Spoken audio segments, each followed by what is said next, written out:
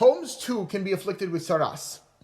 Here, the verse says that when you enter the land of Canaan, which I'm giving to you as a possession, and I will place tsaras, this disease, in the houses of the land of your possession.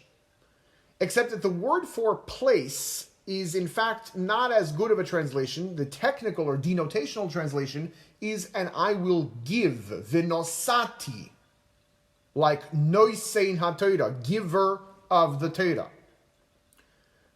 And that's a little strange because this seems a very negative experience, inconvenient to say the least, if not embarrassing, if not off-putting. Why in the world would this be termed a gift? There is a word in Hebrew for place, and I shall place, visamti. I shall make, ve'osisi. Doesn't use those words. It says vinosati, and I will gift the disease of tsaras on the houses of the land of your possession. The sages explain that in preparation for being defeated or being overrun, one of the 7 nations that initially lived in the land of Canaan, the Amorites, had a plan. They did not have any misinterpretations or kind of foolish ideas about the power of the Jewish people. They saw that Egypt fell to the Jewish people, that Amalek fell to the Jewish people, and that many other nations along the way, especially towards the end of our 40 years in the desert, fell to the Jewish people before we were to enter the land of Israel. Nevertheless, they thought that we are going to get overrun, we're therefore going to escape, but we're going to regroup and we're going to come back and retake all of the land, all of our land, that the Jewish people are initially going to be successful in taking from us. Rather than schlepping all of their stuff in order to not lose it, and then in order to bring it back, they actually hid their jewels and precious metals into the walls of the houses that they were about to leave. That way, no one would get to them.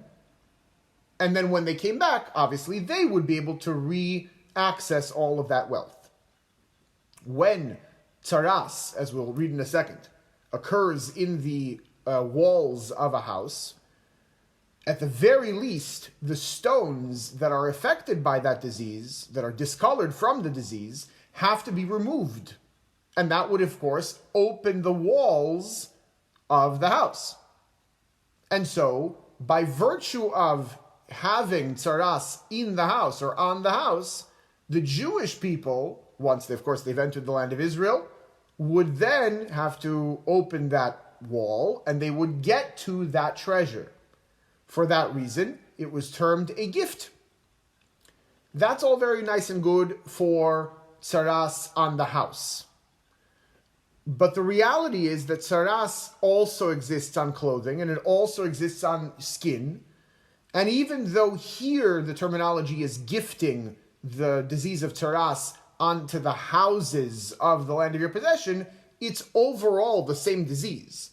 And so if there is a gift element to tsaras on the home, there also is somewhat a gift element to all of the other forms of tsaras. What about that? There's no treasure that I get from having tsaras on my elbow. The idea of any negative occurrence, any negative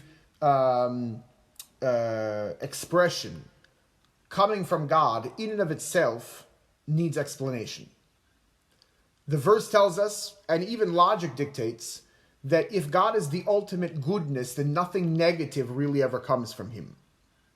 If something is experienced as negative, that might be the case on a superficial level, but if you look a little bit deeper, you'll recognize that in fact it's a positive. When a person sins, there is a negative effect to the world and to himself on both the spiritual and physical level that stems from that sin.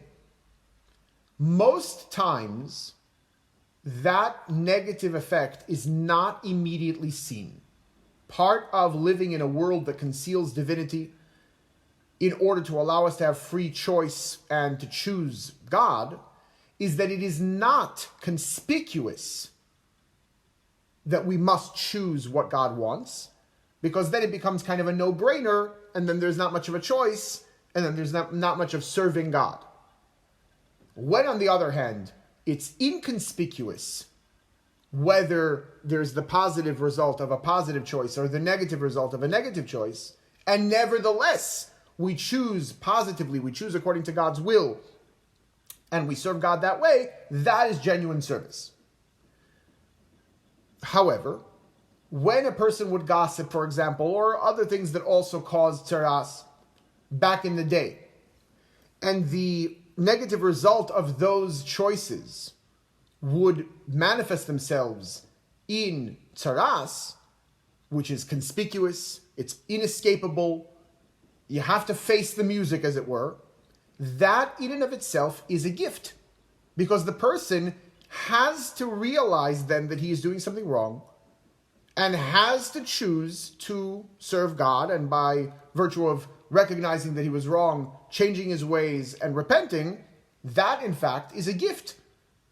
With the conspicuous nature of tsaras, it's a gift that now I am able to kind of make sure that I'm on the right path. And so, in general terms as well, tsaras should be considered a gift, and by extension, really all things that appear to be negative from God.